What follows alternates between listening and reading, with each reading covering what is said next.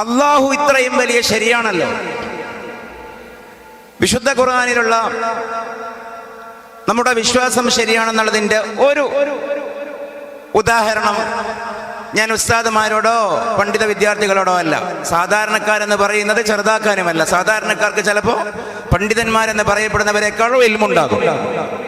എങ്കിലും പൊതുവെ പഠിക്കാൻ അവസരം കുറവായിരിക്കുമല്ലോ, അവരോട് സൂചിപ്പിക്കട്ടെ, എന്തെങ്കിലും നമ്മളും അറിഞ്ഞിരിക്കൽ പൊതുവെ നിർബന്ധമാണ്. ഈ കാലഘട്ടത്തിൽ എന്തായാലും നിർബന്ധമാണ്. ഒരൊറ്റ ഉദാഹരണം ഞാൻ പറയാം. 2025 പ്രസക്തമായത് ഞാൻ പറയുന്നുള്ളൂ. 100 കണക്കിനുള്ളതിൽ ഒന്ന്. ഇപ്പൊ നമുക്ക് ഈജിപ്തിനെ കുറിച്ച് അറിയാം. ഞാൻ വരേണ്ട ചർച്ചയിലേക്ക് മടങ്ങുകയല്ല, പെട്ടെന്ന് തിരിച്ചു വരാം.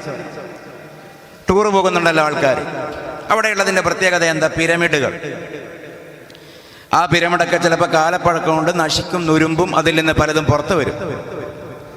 അപ്പോൾ പഴയ കാലത്ത് ഈജിപ്ത് ഭരിച്ച രാജാക്കന്മാരുടെ അല്ലെങ്കിൽ അരിസ്റ്റോക്രാറ്റിക് ഫാമിലീസ്, രാജകുടുംബത്തിൻ്റെ ആൾക്കാരുടെ ഡെഡ് ബോഡീസ് ഉപയോഗിച്ച ഓർണമെന്റ്സ്, വസ്ത്രങ്ങൾ, അതൊക്കെ അടക്കം ചെയ്ത ബോക്സാണ് ഇതിൻ്റെ ഉള്ളിലുള്ളത്. അപ്പോൾ ആർക്കിയോളജിക്കൽ സർവേക്കാർക്കൊരു രീതിയുണ്ട്, അവരുടെ ഒരു പരിപാടി. എന്താ? ആ താളിയോലയിൽ എഴുതപ്പെട്ട ലിപി ഇന്നത്തെ ഭാഷയിലേക്ക് മാറ്റുക. നേരത്തെ ഇവിടെ നേഗസ് രാജാവിൻ്റെ ഭാഷ പറഞ്ഞല്ലോ ബുഖാരി ഉസ്താദ്. അന്നത്തെ ഈജിപ്തിലെ ഭാഷ ഹീറോഗ്ലിഫിക് ലാംഗ്വേജ് എന്ന് പറഞ്ഞാൽ ചതുരം, വൃത്തം, ത്രികോണം, നുക്കൂഷുകളാണ്. അതിനെ അറബിയിൽ നിന്ന് അല്ലെങ്കിൽ ആ ഹീറോഗ്ലിഫിക്കിൽ നിന്ന് ഇംഗ്ലീഷിലേക്ക് മാറ്റുക എന്ന് പറഞ്ഞാൽ വലിയ സാഹസമുള്ള ജോലിയാണ്. അങ്ങനെ മാറ്റാൻ കഴിയുന്നതൊക്കെ ക്രോഡീകരിക്കുന്ന ഒരുപാട് പുസ്തകങ്ങളുണ്ട്, സൈറ്റുകളുണ്ട്. ജസ്റ്റ് നിങ്ങൾക്ക് ചെക്ക് ചെയ്യാൻ താല്പര്യമുണ്ടെങ്കിൽ പിരമിഡ് അട്രൻസ് എന്ന് മാത്രം ടൈപ്പ് ചെയ്താലും ലിങ്ക് ഒരുപാട് സൈറ്റുകളിലേക്ക് പോകും. കൂട്ടത്തിൽ നോക്കൂ, പിരമിഡ് അട്രൻസ്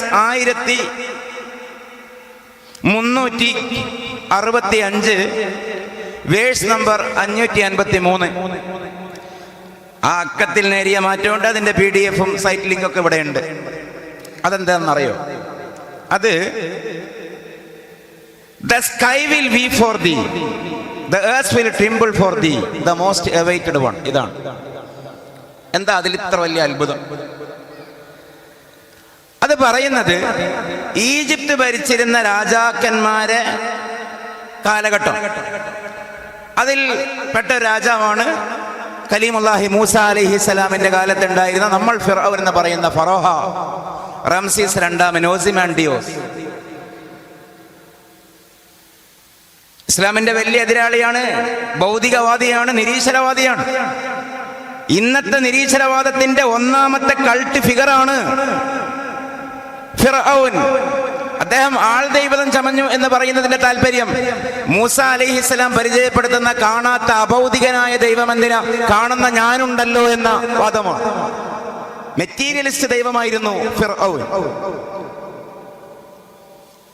ദൈവം ഗോഡ് ഈസ് ഡെഡ് എന്ന ആധുനിക നാസ്തികനായ ഫ്രെഡറിക് നീഷ പറയുന്നതിന്റെ സഹസ്രാബ്ദങ്ങൾക്ക് മുമ്പ് മാത്ത റബ്ബ് മൂസ, ദൈവം മരിച്ചു എന്ന് ആദ്യമായി പറഞ്ഞ മനുഷ്യനാണ് ഈ ഫിർഔൻ. ആ ഫിർഔനോട് കൊട്ടാര കവികൾ പറഞ്ഞ ഡയലോഗാണ് അല്ലെങ്കിൽ ശ്ലോകമാണ് ഈ താളിയോലയിൽ വായിക്കപ്പെട്ടത്. 2017 പോൾ റാവറ്റയാണ് വായിച്ചത്. എന്താ വായിച്ചത്? ഈ ഫിർഔനോട് കൊട്ടാര കവികൾ പറഞ്ഞു, നിങ്ങളൊക്കെ വലിയ ആളല്ലേ, ഞാൻ മനസ്സിലാവുന്ന രൂപത്തിലാണ് പറയുന്നത്, നിങ്ങളൊക്കെ വലിയ മഹാനല്ലേ, നിങ്ങളൊക്കെ മരിച്ചാൽ ഞങ്ങളൊക്കെ മരിച്ചാലുള്ളത് പോലെയാണോ? ആകാശമൊക്കെ കരയില്ലേ? നിങ്ങൾ മരിച്ചാൽ ആകാശം കരയും, നിങ്ങൾ മരിച്ചാൽ ഭൂമി കരഞ്ഞു വറക്കും. താങ്കളൊക്കെ മരണപ്പെട്ടാൽ താങ്കളുടെ ജനങ്ങൾ കാത്തിരിക്കും തിരിച്ചു വരാൻ. അത്രയും വലിയ ആളല്ലേ? കാരണം രാജാക്കന്മാരെ മുഖസ്തുതി പറഞ്ഞ് പട്ടും പവിഴയും പാലടയും പാരിതോഷികവും ഒക്കെയായി മടങ്ങിപ്പോകുന്ന പതിവന്നുണ്ട്. ഇന്ന് വേറെ രൂപത്തിൽ മുഖസ്തുതി പറഞ്ഞ് കാര്യം നേടുന്ന പോലെ. അതാണിപ്പോ ആ ശ്ലോകത്തിലുള്ളത്. നോക്കൂ, ഈ പിരമിഡ് തകർന്നിട്ട് താളിയോല ഇംഗ്ലീഷിലേക്ക് പോൾ റാവറ്റ വായിക്കുന്നത് 2017 ഇതൊന്നും അറിയാതെ മക്കയിലേക്ക് ഖുർആനുമായി വന്ന് മദീനയിലേക്ക് വന്ന് മുഹമ്മദ് റസൂലുള്ളാഹി. എന്നിട്ട് ഫിർഔന്റെ പതനം വിശദീകരിക്കുന്ന ഭാഗത്ത് സൂറത്തു ദുഖാൻ വത്രുക്കിൽ ബഹ്റ റഹ്വാ ഇന്നഹും ജുന്ദും മുഗ്റഖൂൻ കം തറകൂ മിൻ ജന്നാത്തിൻ വഉയൂൻ വസുറൂഇൻ വമഖാമിൻ കരീം വനഅമത്തിൻ കാനൂ ഫീഹാ ഫാകിഹീൻ കദാലിക വൗറസ്നാഹാ ഖൗമൻ ആഖരീൻ. അത് കഴിഞ്ഞിട്ടുള്ള രണ്ട് വാക്ക് എന്തായത്? ഇത് അണ്ടർലൈൻ ചെയ്യേണ്ട ആയത്താണ്. എന്തേ കവികൾ ഫിർഔനോട് പറഞ്ഞത്? താങ്കൾ മരിച്ചാൽ the sky will be for thee, ആകാശം താങ്കൾക്ക് വേണ്ടി കണ്ണീർ വാർക്കും. The sky will weep for thee. English എന്നേക്കാൾ നിങ്ങൾക്കറിയാലോ പലർക്കും. ദീ എന്ന് പറഞ്ഞാൽ യു എന്നാണ് പഴയ ഇംഗ്ലീഷിൽ. ദ എർത്ത് വിൽ ട്രിംബിൾ, വർക്കും, ഷിവർ ഫോർ ദീ, ദ മോസ്റ്റ് അവൈറ്റഡ് വൺ. ഖുർആൻ പറയുകയാണ്, ഫമാ ബകത അലൈഹിമുസ് സമാഉ വൽ അർള് ഫമാ കാനൂ മുൻദരീൻ. ഫമാ ബകത അലൈഹിമുസ് സമാ. ഫിർഔനും സംഘവും മരിച്ചതിനെ ചൊല്ലി ആകാശം കരഞ്ഞില്ല. ഒരു വാക്ക് എൻ്റെ വകയില്ലേ. ഫമാ ബകത് അലൈഹിം, അവരെ ചൊല്ലി വിലപിച്ചില്ല. അസ്സമാ, ആകാശം. വൽ അർളു, അവരെ ചൊല്ലി വിലപിച്ചില്ല ഭൂമിയും. വമാ കാനൂ മുൻദരീൻ. രണ്ട് തഫ്സീറാണ്. ഒന്ന്, മരണം വന്നപ്പോൾ സാവകാശം ചെയ്ത് കൊടുക്കപ്പെട്ടില്ല, പിന്തിപ്പിക്കപ്പെട്ടില്ല, അപ്പൊ തന്നെ വെള്ളം മൂടി. മറ്റൊരു വ്യാഖ്യാനം വമാ കാനൂ മുൻദരീൻ, അവർ കാത്തിരിക്കപ്പെട്ടില്ല. വലിയ ആൾക്കാർ മരണപ്പെട്ടാൽ ദൈവത്തോട് സംസാരിച്ചിട്ട് കുറെ കാലം കഴിഞ്ഞാൽ തിരിച്ചു വരുന്നായിരുന്നു ഈജിപ്തൻ പഴയ വിശ്വാസം. അതിനാണ് മമ്മിയിലാക്കിയത്, അല്ല ബോക്സിലാക്കിയത്. പക്ഷെ ഖുർആൻ പറയുന്നു വമാ കാനൂ മുൻദരീൻ, ഒരു ഈച്ചയാലും പൂച്ചയാലും പോലും ഫിർഔൻ കാത്തിരിക്കപ്പെട്ടില്ല. 2017 ലോകം ഇംഗ്ലീഷിലേക്ക് മാറ്റിയ ഈ ശ്ലോകം ക്രിസ്തബ്ദം 610ന്റെയും 32ന്റെയും ഇടയിൽ എങ്ങനെയാണ് മുഹമ്മദ് റസൂലുള്ളാഹി സ്വല്ലല്ലാഹു അലൈഹി വസല്ലം വായിച്ചത്? ബാക്കിയൊക്കെ പോട്ടെ, വിശ്വസിക്കണ്ട. ന്യൂട്രലായി ഒരു പഠനം നടത്തണ്ട. ഏറ്റവും ചുരുങ്ങിയത് പൊരുളുണ്ട് ഖുർആനിൽ. ഖുർആനിൽ മാത്രമല്ല, പൂർണ്ണത അല്ലാഹു റസൂൽ രണ്ടും നമ്മുടേതാണ്. നബി സല്ലല്ലാഹു അലൈഹി വസല്ലം ഹദീസും കൂടി നോക്ക്. ആകാശത്തിന്റെ ചുവട്ടിൽ ഭൂമിക്ക് മുകളിൽ ഒരാൾക്കും എതിരഭിപ്രായമില്ലാത്തൊരു വിഷയം എന്ന് പറയാൻ പറഞ്ഞാൽ എന്താ പറയാ? മതമുള്ളവനും ഇല്ലാത്തവനും ആർക്കും. എൻ്റെ അഭിപ്രായത്തിൽ രണ്ട് കാര്യമുണ്ട്. ഒന്ന്, ജനിച്ചാ മരിക്കും, അത് പിന്നെ പ്രസംഗിക്കണ്ടല്ലോ. രണ്ടാമത്തെ എന്തായിരിക്കും? സമയത്തിന് ഭയങ്കര വേഗതയാണ്. ഞങ്ങളുടെ നാട്ടിലെ ഭാഷ പറഞ്ഞാൽ എന്തൊരു വേഗത്തിലാണ് റബ്ബേ സമയം പോകുന്നതെന്ന് പറയും ഞങ്ങൾ. ഇതെത്ര പെട്ടെന്ന് രാവും പകലുമാകുന്നത്, ആഴ്ചകൾ, മാസങ്ങൾ, കൊല്ലങ്ങൾ പോകുന്നത്. +2 SSLC ഡിഗ്രി പഴയ ബാച്ചിന്റെ ഗെറ്റ് ടുഗദർ വരുമ്പോൾ കുട്ടികളെ ഷെയർ ചെയ്യുന്നു, 5 കൊല്ലായി, 10 കൊല്ലായി. ഫാമിലി വാട്സാപ്പ് ഗ്രൂപ്പിൽ കുഞ്ഞുങ്ങളുടെ സ്റ്റാറ്റസ്, ബർത്ത്ഡേ സ്റ്റാറ്റസ് കാണുമ്പോൾ, പോസ്റ്റ് കാണുമ്പോൾ നമ്മൾ ചിന്തിക്കുന്നു, 5ാം ബർത്ത്ഡേ, 10ാം ബർത്ത്ഡേ, എത്ര പെട്ടെന്നാ, കഴിഞ്ഞ കൊല്ലല്ലേ പ്രസവിച്ചത് ഈ കുട്ടിയെ, 5 വയസ്സായോ? അല്ല, ഇന്നത്തെ ദിവസത്തിന്റെ പ്രത്യേകത ഓർക്കുന്നുണ്ടോ? ചിലപ്പോ വൈഫ് നമ്മളോട് ചോദിക്കും, നമ്മുടെ ഓട്ടപ്പാസലിന്റെ ധൃതിയിൽ ചിലപ്പോൾ മറന്നുപോകും. നമ്മളിങ്ങനെ ചിന്തിക്കും, ഇന്നത്തെ കുരിശെന്താ റബ്ബേ, എന്തിലേക്കാണ് ഇവളെ സൂചിപ്പിക്കുന്നത്? എന്തെങ്കിലും പറഞ്ഞ് തെറ്റണ്ട, തൽക്കാലം തോറ്റു കൊടുക്കും എന്ന് പറയൂ. ഓർമ്മയില്ലല്ലേ? ആയിക്കോട്ടെ. ഇന്നാണ് മനുഷ്യ നമ്മുടെ ഇത്രാം വെഡ്ഡിങ് ആനിവേഴ്സറി. 15 കൊല്ലായില്ലേ, 20 കൊല്ലായില്ലേ, 25 കൊല്ലായില്ലേ? ഗൾഫിൽ ഒന്നിച്ച് മുറിയിൽ പാർത്തതാ, പിന്നെ നാട്ടിൽ നിന്ന് കണ്ടു, ഷെയർ ചെയ്തു. എന്താ 20 കൊല്ലായി നമ്മൾ ഒന്നിച്ച് ദുബായിൽ കണ്ടിട്ട്, 25ആയി ബഹ്റൈന് കണ്ടിട്ട്. ഞാൻ വിശദീകരിക്കുകയല്ല, ഐസലി എന്ന പോലെ പോകുന്നു, ഉപ്പടി എന്ന പോലെ പോകുന്നു, പങ്ക് കറങ്ങുന്നതിനേക്കാളും സമയത്തിന്റെ വേഗത പോകുന്നു. ഇതൊരു കവിഭാവനയല്ല, സയൻസ് പഠിച്ചുകൊണ്ടിരിക്കുന്നു. ഞാൻ എൻ്റെ പകർ പറയല്ല, ആ ഒരു ഏരിയയിൽ ഞാനും ചെറുതായി പഠിക്കുന്നുണ്ട്, ആസ്ട്രോണമി, ജോഗ്രഫിയിലെ ഇന്നത്തെ ഒരു പ്രധാനപ്പെട്ട ചൂടേറിയ ആസ്ട്രോണമിക്കൽ ചർച്ച ഈ സമയത്തിന്റെ വേഗത എന്തുകൊണ്ടാന്നുള്ളതാണ്. ഇപ്പൊ ഒരു സഭയെ പറയാൻ പറ്റാത്ത കൺക്ലൂഷനൊക്കെയാണ് നിലവിൽ സയൻസ് പറയുന്നത്.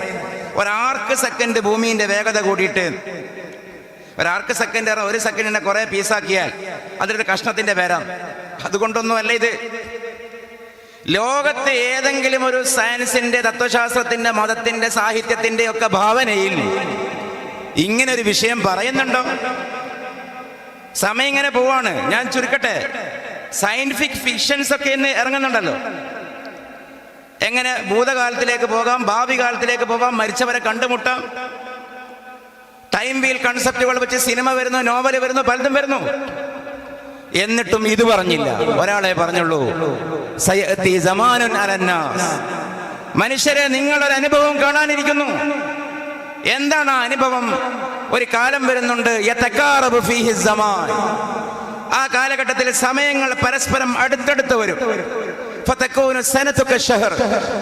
ഒരു കൊല്ലം ഒരു മാസം പോലെയും, യകൂനു ശഹ്റു കൽ ജുമുഅ. ഒരു മാസം ഒരാഴ്ച പോലെയും, ഫതകൂനുൽ ജുമുഅതു കൽ യൗം. ഒരാഴ്ച ഒരു ദിവസം പോലെയും, യകൂനുൽ യൗമു കസ്സാഅ. ദിവസം മണിക്കൂർ പോലെയും, ഫതകൂനു സ്സാഅതു കതർഫത്തിൽ ഐൻ. മണിക്കൂർ കണ്ണ് ചിമ്മി തുറക്കുന്ന അത്രയും ചെടുതിയും കടന്നു പോകുമെന്ന് സാദിഖുൽ വഅദുൽ അമീനായ മുഹമ്മദുർ റസൂലുള്ളാഹി സ്വല്ലല്ലാഹു അലൈഹി വസല്ലം. അവിടുത്തെ കാലം പോയി നമ്മൾ തലവെച്ച് തോൽക്കണ്ടേ? എന്താ ഈ പറഞ്ഞത്? ഇതെങ്ങനെ പറയാൻ കഴിയുന്നത്? ഇത് മ്യൂസിയത്തിലെ ഹദീസല്ല, ഫോണിലെ വാട്സാപ്പിലെ ഹദീസാ. ഇന്നും നിങ്ങൾ ഈ ഹദീസിന്റെ സാക്ഷാത്കാരമായി നമ്മൾ മാറിയിട്ടുണ്ട്. നമ്മളൊരു വോയിസ് കേൾക്കുമ്പോൾ ഇപ്പോഴെങ്ങനെയാ കേൾക്കുന്നത്? നോർമൽ സ്പീഡിൽ ആരും കേൾക്കില്ല. 1.5 ആക്കിയിട്ടാണ്, അല്ലെ ഇൻറ്റു 2 2x എന്നൊക്കെ പറയാലോ. ഡബിൾ സ്പീഡിലാണ് കേൾക്കുന്നത്. കേൾക്കാൻ നേരെയില്ല. 1 മിനിറ്റ് കൊണ്ട് കേട്ടിരുന്നത് ഇന്ന് അര മിനിറ്റ് കൊണ്ടും 1/4 മിനിറ്റ് കൊണ്ടും കേൾക്കുന്നു. യൂട്യൂബിലേക്ക് പോയി പ്ലേ ചെയ്യുന്ന വീഡിയോക്ക് നോർമൽ സ്പീഡ്. നമുക്ക് സമയം ലാഭിക്കണം. അവര് ഓപ്ഷൻ കൊടുത്തു, പ്ലേ സ്പീഡ് നോർമൽ 1.25, 1.05, 1.75 ഇൻറ്റു 2 ഇരട്ടി സ്പീഡ്. 1 മണിക്കൂർ കൊണ്ട് കേൾക്കാൻ പറ്റുന്നത് അരമണിക്കൂർ കൊണ്ട്. നടാനുള്ള തെങ്ങ് തൈക്കും വാഴത്തൈക്കും വേണ്ടി നഴ്സറിയിൽ പോയി. എന്താ നഴ്സറിക്കാരൻ പറയുന്നത്? ഈ തെങ്ങെടുത്തോളൂ, 3 കൊല്ലം കൊണ്ട് തേങ്ങ കായ്ക്കും. 12 കൊല്ലം കായ്ക്കേണ്ടത് 3 കൊല്ലം കൊണ്ട് കിട്ടും. ഈ വാഴയെടുത്തോളൂ, 3 മാസം കൊണ്ട് കൊലകൊത്താം, കായ കൊത്താം. 1 കൊല്ലം കൊണ്ട് കായ്ക്കുന്നത് 3 മാസം കൊണ്ട്. ഈ കോഴ്സ് പഠിച്ചോളൂ, വിദ്യാഭ്യാസ സ്ഥാപനത്തിന്റെ മേധാവി. മറ്റേത് നിങ്ങൾ 12 കൊല്ലം കയ്യിലും കുത്തി നടക്കണം. ഇത് 2 കൊല്ലം കൊണ്ട് പ്ലേസ്മെന്റ് ഓഫർ. UK-യിൽ, ബ്രിട്ടനിൽ, കാനഡയിൽ, അമേരിക്കയിൽ ഇങ്ങോട്ടേക്ക് വന്നോളൂ. ബാങ്ക് മാനേജറിന്റെ വക നിങ്ങളുടെ ഇൻവെസ്റ്റ് ഇവിടെ ചെയ്തോളൂ. 2 വർഷം കൊണ്ട് നിങ്ങൾക്കുമാകാം കോടിപതി. എവിടെയും ടൈം സ്പീഡിൽ പോവുകയാണ്, അതിവേഗതയിൽ പോവുകയാണ്. 3 പെരുന്നാളുകൾക്ക് മാത്രം ഷോപ്പിംഗ്, 2 പെരുന്നാളുകൾക്ക് മാത്രം ഷോപ്പിംഗ് നടത്തിയ നമ്മൾ ആഴ്ചതോറും ഷോപ്പിംഗ്. എന്തേ അതിന്റെ പരോക്ഷാർത്ഥം? 20 കൊല്ലം കൊണ്ട് എടുക്കേണ്ട ഡ്രസ്സ് 2 കൊല്ലം കൊണ്ട് എടുക്കുന്നു. 2 കൊല്ലം കൊണ്ട് തിന്നേണ്ട ഭക്ഷണം 2 മാസം കൊണ്ട് കഴിക്കുന്നു. ഞാൻ ചുരുക്കുന്നു, എല്ലാം ഡബിൾ സ്പീഡിൽ. ഞാൻ നേരത്തെ പറഞ്ഞൊരു കൺസെപ്റ്റ് ഉണ്ടല്ലോ, യുവാൽ നവാഹു ഹരാരിയൊക്കെ മുന്നോട്ട് വെക്കുന്ന കൺസെപ്റ്റാണ്. വെറുതെ വായ്ത്താളം വിളിച്ച് പറയുകയല്ല. ബ്രെയിനിൽ ചിപ്പ് ഘടിപ്പിക്കപ്പെടുന്ന ഒരു കാലം വന്നാൽ 10 ഇരട്ടി വേഗതയിലും അതിലേറെയും വേഗതയിൽ നമുക്ക് കാര്യങ്ങൾ കാണാനും കേൾക്കാനും കഴിയും. അത് വന്നാലും ഈ ഹദീസിന്റെ തട്ട് മേലെ വരും. യതകാറബു ഫീഹി സമാൻ. അപ്പൊ അതുകൊണ്ടാണ് ഞാൻ പറയുന്നത്, സയൻസും കാര്യങ്ങളും മുന്നോട്ട് പോവുക എന്നുള്ളത് നമുക്ക് അനുകൂലമാണ്. സയൻസിന്റെ കാലം എന്ന് പറഞ്ഞാൽ ബേജാറാകണ്ട. സയൻസ് എത്ര മുന്നോട്ട് പോകുന്നുവോ നമുക്ക് അനുകൂലമാണ്. പണ്ട് ഇബ്രാഹിം അലൈഹി ഇസ്ലാമിനെ തീയിലിട്ട് കരിഞ്ഞില്ല. അത് സ്കൂളിൽ പറയാൻ പാടില്ലായിരുന്നു. ടീച്ചർ ചിരിക്കുമായിരുന്നു. ഇൻഫീരിയറിറ്റിയാണ്. നൂഹ് അലൈഹിസ്സലാം അടുപ്പെന്ന് ചപ്പാത്തി ഇടുമ്പോഴാണ് തൂഫാൻ എന്ന വെള്ളം പൊട്ടിയത്. ഇത് സ്കൂളിൽ പറയാൻ പാടില്ലായിരുന്നു. നാണക്കേടായിരുന്നു. കാരണം എന്ന കാര്യകാരണം എന്ന നിർബന്ധമാണ്. കോസാൻ എഫക്ഷൻ നിർബന്ധമാണ്. കോസാലിറ്റി നിർബന്ധമാണ്. 100 ഡിഗ്രി വെള്ളം, 100 ഡിഗ്രി ചൂടായാൽ പച്ചവെള്ളം തിളച്ചിരിക്കണം. ആപ്പിൾ താഴേക്ക് തന്നെ വീണിരിക്കണം. ഇതാണ് അന്നത്തെ നിയമം. പക്ഷെ ക്വാണ്ടം ഫിസിക്സ് വന്നു. എന്താ പറയുന്നത്? അടുപ്പിൽ നിന്ന് വെള്ളവും വരാം, തീയും വരാം, വരാതിരിക്കാം, എന്തുമാകാം. തീയിൽ വീണാലും കരിയിൽ നിർബന്ധമല്ല, കരിയാം കരിയാതിരിക്കാം. ഇബ്രാഹിം അലൈഹിസ്സലാം ഒരു കാല് ഫലസ്തീനിലും മറ്റേ കാല് മക്കത്തും വെച്ചു. ത്വയ്യുൽ അർള് മുഅ്ജിസത്താണ്. ഒരു കാല് ഫലസ്തീനിലും മറ്റേ കാല് മക്കത്തും. ആകാം.